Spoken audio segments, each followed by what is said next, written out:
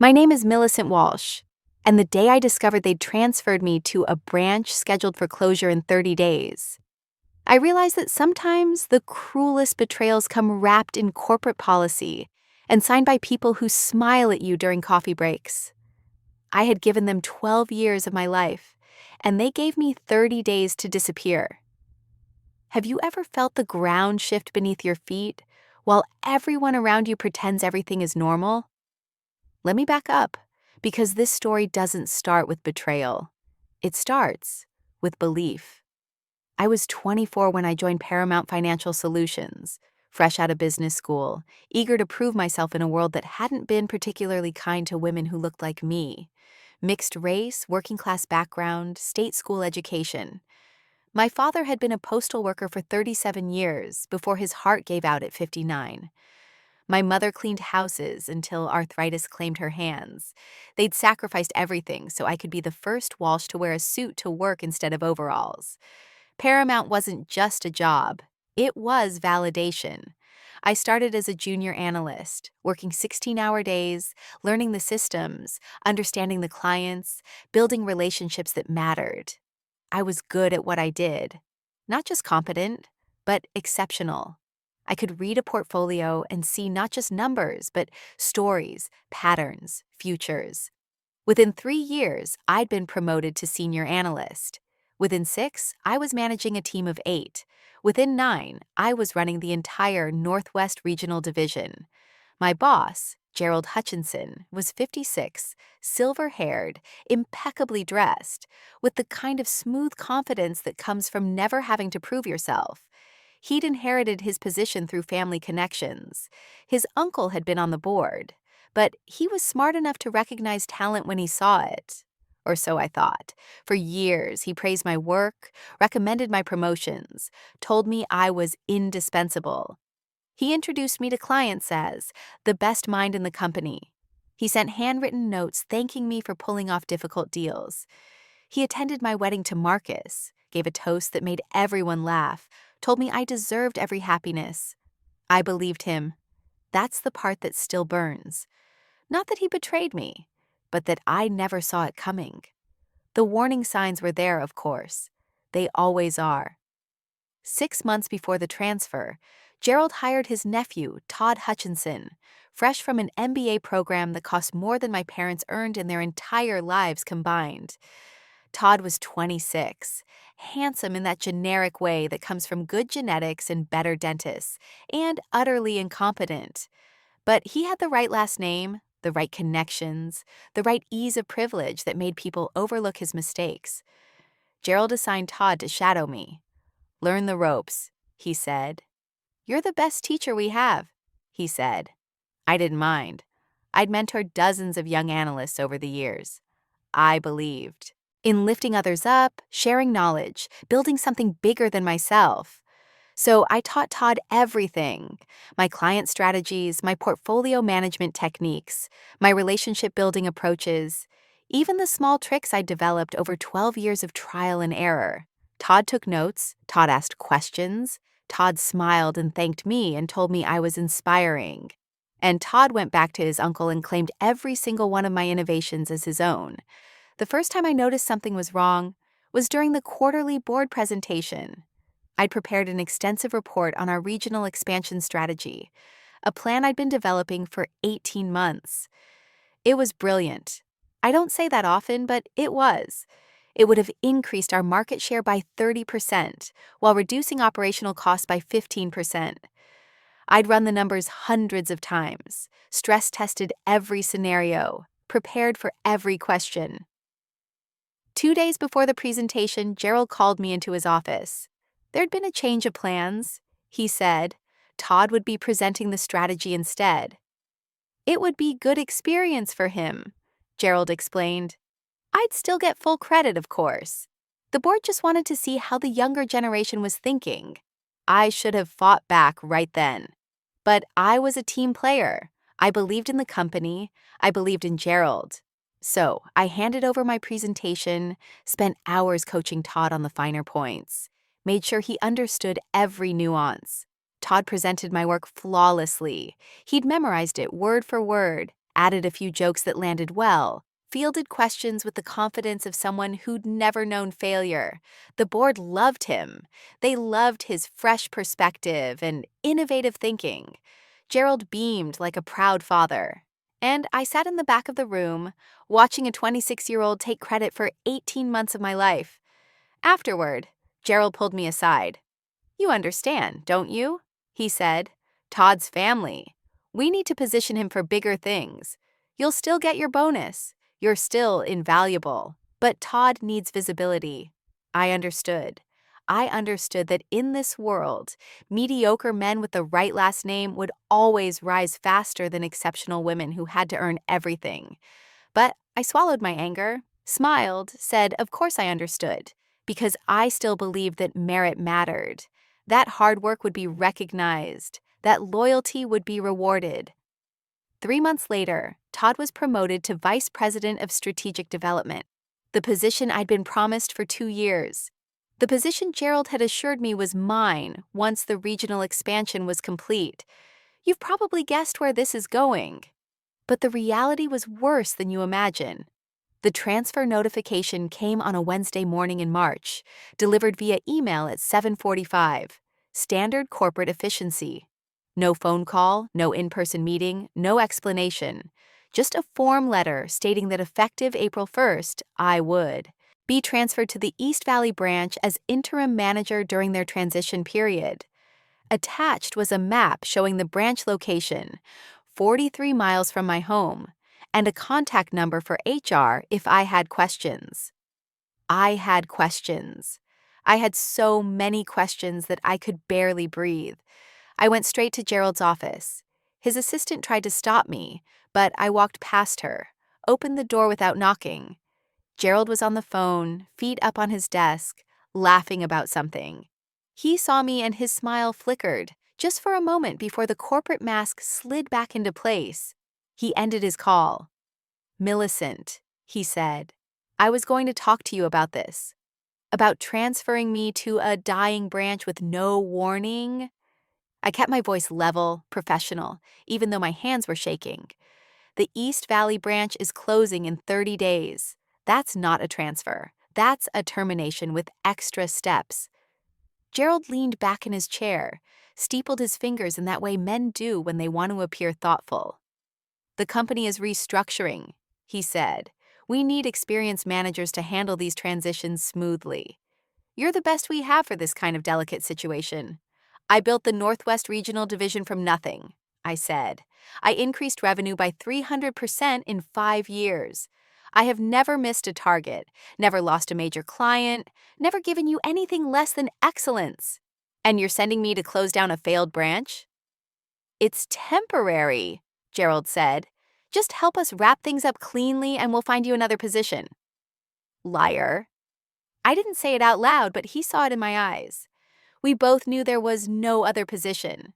The East Valley closure was a convenient way to eliminate me without the mess of direct termination. I'd have 30 days to manage an impossible situation. Angry employees, disappointed clients, operational chaos, and then I'd be let go as part of the branch closure. No severance package beyond the minimum, no explanation needed. Just another casualty of corporate restructuring. "Why?" I asked. "Just tell me why." Gerald's mask slipped again. "Because Todd needs your position," he said simply.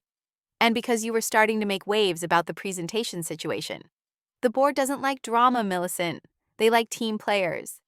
"I made you millions," I said. "And I appreciate that," Gerald replied. "But family is family. You understand. I understood. I finally understood everything. I could have quit right then, walked out, found another job, moved on with my dignity intact. That's what most people would have done. That's what they expected me to do. But I'd spent my entire life watching people like Gerald, comfortable, connected, convinced of their own superiority, step on people like me without consequence. My father had died, believing that hard work and loyalty mattered. My mother had scrubbed floors for families who never learned her first name. I wasn't going to let them win. Not this time. That night, I Sat at my kitchen table with Marcus, my husband of 6 years, and told him everything. Marcus was a high school history teacher, a good man who believed in fairness and justice and all those ideals that seem naive until you need them. He was furious on my behalf, ready to call lawyers, make complaints, burn bridges. But I had a better idea. I'm going to take the transfer, I told him. I'm going to go to that dying branch, and I'm going to do exactly what they're afraid I'll do.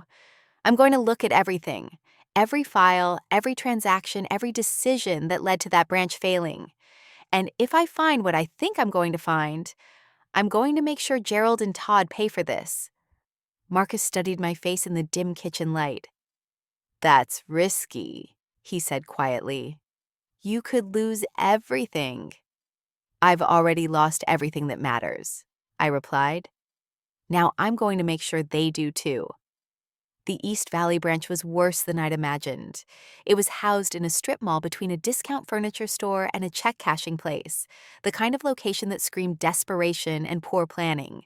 The staff consisted of 6 people, 4 tellers, a loan officer, and an assistant manager named Patricia who looked like she'd aged 10 years in the past 6 months.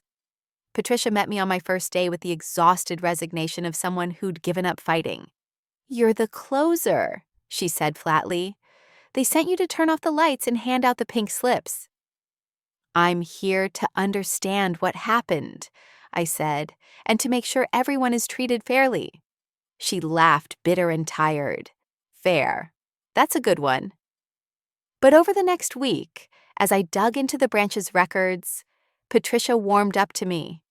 She'd been with the company for 19 years, a single mother who'd worked her way up from teller to assistant manager through sheer determination. She knew every client, every account, every transaction, and she knew exactly why the branch was failing. It wasn't market forces, it wasn't competition, it wasn't any of the bland corporate reasons Gerald had cited in his memos. It was deliberate sabotage. The pattern emerged slowly, hidden in hundreds of small decisions made over 18 months. High-value clients had been systematically transferred to other branches without explanation. New account applications had been rejected or delayed until clients gave up and went elsewhere. Operating budgets had been slashed while paperwork increased.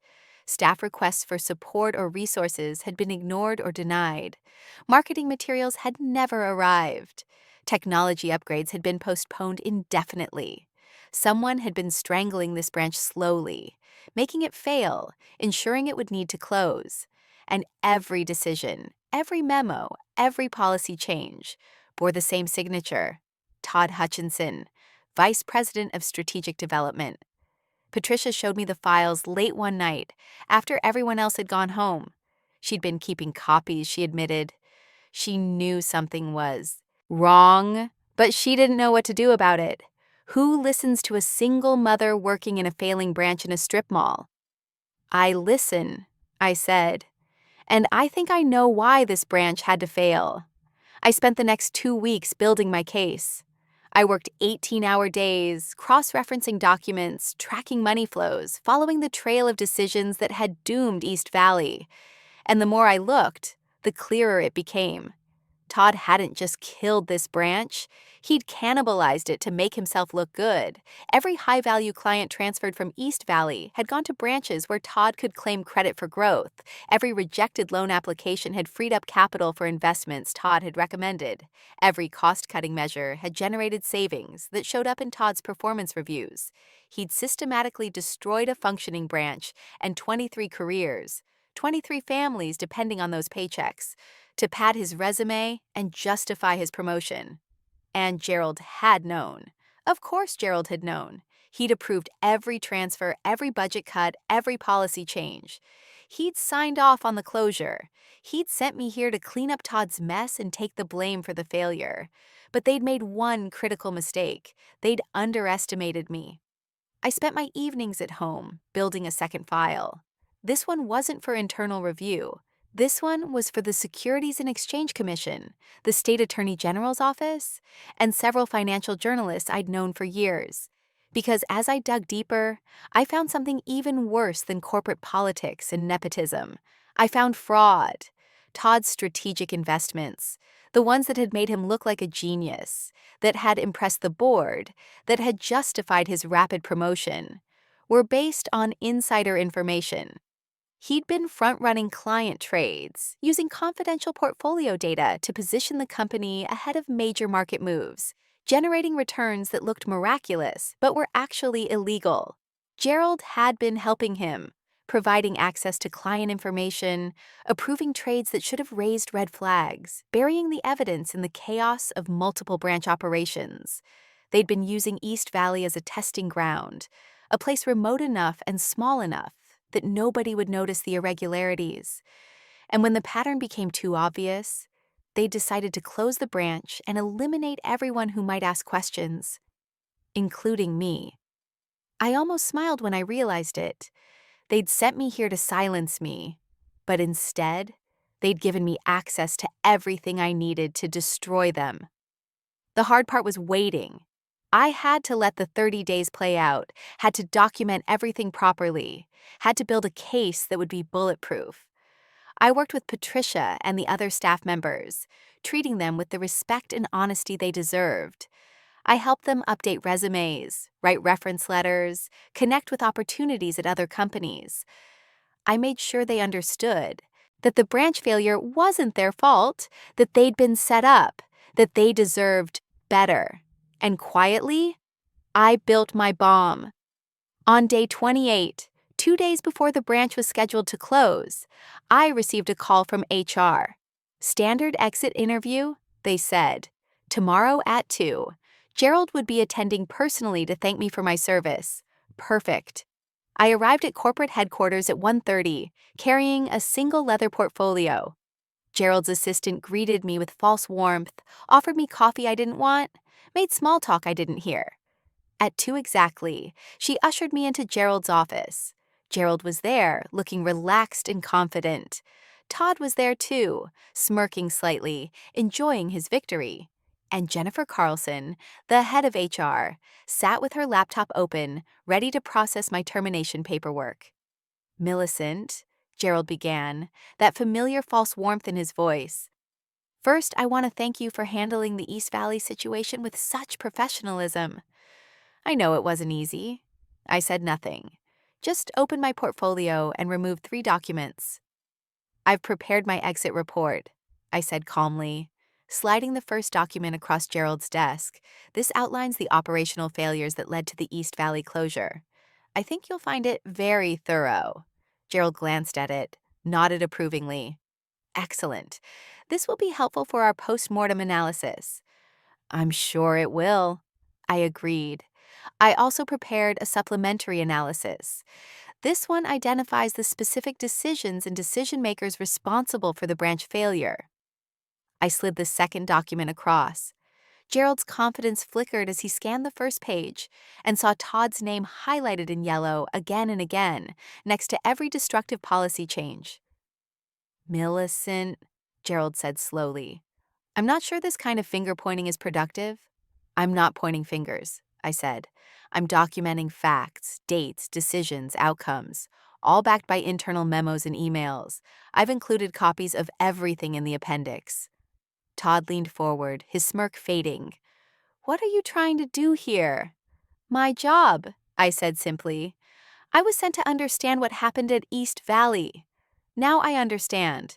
The branch didn't fail because of market conditions or poor performance.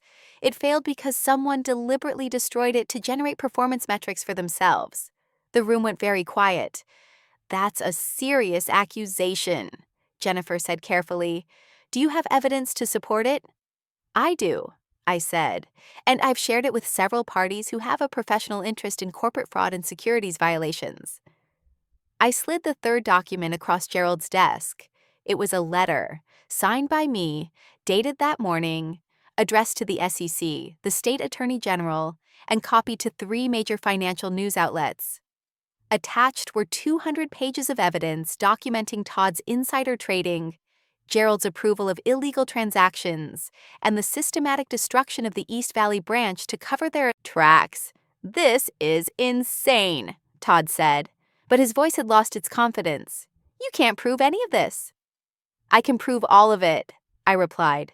I've spent 30 days doing nothing but documenting your fraud. Every trade, every memo, every email. I have testimony from branch staff. I have client complaints that were suppressed. I have transaction records that show a clear pattern of front running. And I have 23 witnesses who lost their jobs because you needed to hide your crimes. Gerald had gone pale. Millicent, he said quietly, let's not be hasty. I'm sure we can work something out. I'm sure we can, I said. Here's what's going to happen. You're going to provide full severance packages to every employee affected by the East Valley closure. Not the minimum required by law, but full packages based on years of service and performance. You're going to write reference letters that reflect their actual contributions. You're going to restore my position as Northwest Regional Director with back pay for these 30 days, and you're going to resign effective immediately, citing health reasons. Gerald stared at me. And Todd? Todd is going to resign as well, I said, looking directly at him. Also effective immediately, and he's going to return every bonus and stock option he received based on fraudulent performance metrics. If you do all of this today, right now, I'll consider not submitting this report to the authorities. You're blackmailing us, Todd said incredulously. I'm offering you a choice, I corrected. You can resign with some dignity and tact, or you can be publicly investigated, prosecuted, and imprisoned for securities fraud. The evidence exists regardless of what you do. But if you make the right choice now, I might be persuaded to focus on helping the employees you harmed rather than pursuing criminal charges against you. Jennifer looked between us, clearly calculating the company's exposure. If what you're saying is true, she said slowly, the company could face significant liability. It's all true, I said, and you've known it was true for months. You've ignored complaints from East Valley staff. You've rubber-stamped policy changes that made no business sense. You've prioritized protecting Todd because of his family connections. That makes you complicit. Jennifer's face tightened, but she was smart enough to see the trap. She turned to Gerald. I think we should take this very seriously. Gerald's mask had completely shattered. He looked old suddenly, scared, diminished. You planned this, he said to me, from the beginning. No, I said. You planned this. You decided to destroy my career to make room for your incompetent nephew. You decided to sacrifice an entire branch and its employees to cover up fraud. You made every decision that led to this moment. I just documented what you did. The silence stretched out, heavy and suffocating. I'll resign, Gerald said finally. But I want a confidentiality agreement. No public statements about why. Done, I said, as long as the severance packages are processed by end of business today. He nodded slowly, defeated. Todd? Todd looked like he wanted to argue, to fight, to threaten, but he was smart enough to see that he had no leverage. Fine, he said bitterly, but this isn't over. Yes, I said quietly. It is. The paperwork took 4 hours.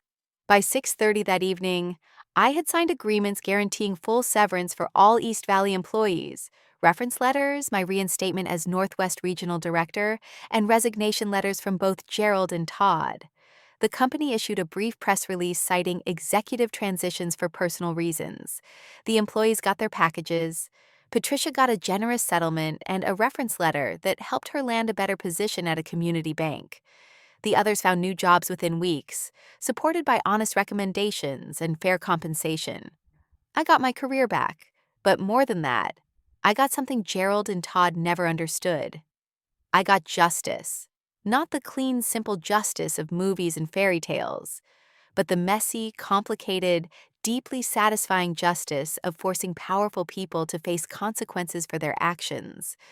Gerald retired to his vacation home in Arizona, his reputation intact, but his power gone. Todd took a position at a small firm in Idaho, his career trajectory permanently stalled. Neither went to prison, which bothered me for a while. But then I realized that sometimes the worst punishment for men like them isn't imprisonment, it's irrelevance. 6 months later, I was sitting in my office, my real office, the one I'd earned, when I received a letter. It was from Patricia. She'd been promoted to branch manager at her new bank. She was thriving, and she wanted to thank me for teaching her that sometimes the only way to beat a rigged system is to document everything, build an airtight case, and refuse to accept that power is the same thing as being right. I keep that letter in my desk drawer. On hard days, when I doubt myself or wonder if the fight was worth it, I read it. And remember that justice isn't just about winning. It's about refusing to accept the cruelty and corruption are just the way things are. Marcus asked me once if I regretted not pursuing criminal charges, not pushing harder to see Gerald and Todd in handcuffs. I thought about it for a long time before answering. The truth is, I wanted them destroyed. I wanted them punished publicly, humiliated the way they tried to humiliate me. But I realized that my anger wasn't about revenge. It was about protection. It was about making sure they couldn't hurt anyone else the way they'd hurt me and Patricia and 23 other people whose only crime was trusting that hard work mattered. And I accomplished that. They're gone. The employees were protected. The system, just this once, was forced to work the way it's supposed to. That's not revenge. That's justice. And sometimes, justice is enough. Looking back, now, 3 years later, I can see the whole story clearly. The betrayal, the anger, the calculated response, the careful documentation, the final confrontation. It plays like a movie in my mind, dramatic and satisfying. But the real story isn't about the confrontation. It's about the choice I made in that kitchen with Marcus, the decision to fight instead of flee. Because here's what I learned. Powerful people only stay powerful when the rest of us accept that we're powerless. They rely on our exhaustion, our fear, our belief that fighting back is too hard or too risky or too pointless. They count on us walking away. But sometimes, all it takes is one person who refuses to walk away. One person who documents everything, builds an unshakable case, and forces the truth into the light. One person who looks at an unfair system and says, "Not today." I was that person.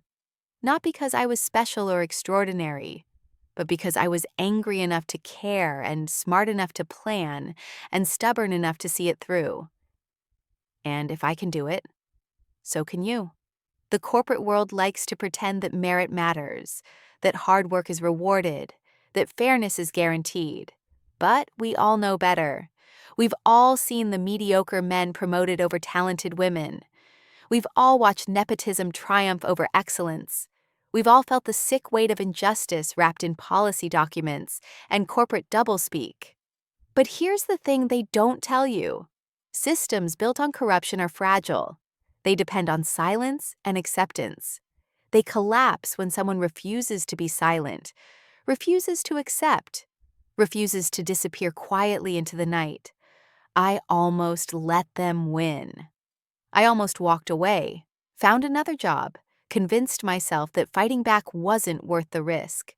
And if I had, Gerald and Todd would still be destroying careers and breaking laws.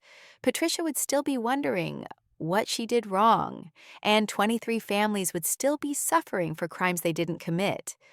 But I didn't walk away. I fought, and I won.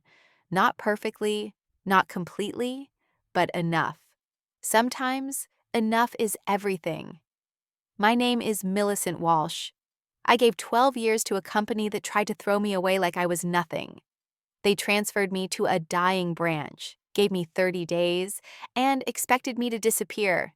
Instead, I brought the truth into the light and made them pay for every lie they told, every life they damaged, every rule they broke. I didn't just survive their betrayal. I made sure they'd never do it to anyone else again.